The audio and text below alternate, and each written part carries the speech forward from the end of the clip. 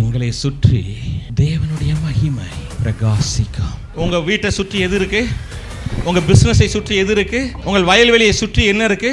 Feel பண்றதல்ல faith, ஃபீலிங்க்கு மேல faith. புரியுதா? ஃபீலிங்க்கு மேல ஃபெய்த். நான் ஃபீல் பண்றேன், ஃபீல் பண்ணலன்னு கிடையாது.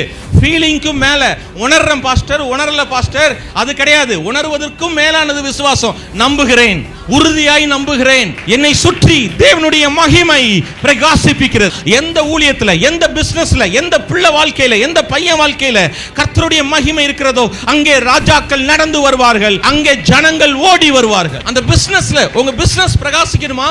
நான் போய் வைர வியாபாரியா மாறணும், அல்லது நான் போய் வயல்வெளி வியாபாரியா இருக்கேன், நான் வைர வியாபாரியா மாற போறேன். உங்க பிசினஸ் மாத்துறதுனால அல்ல.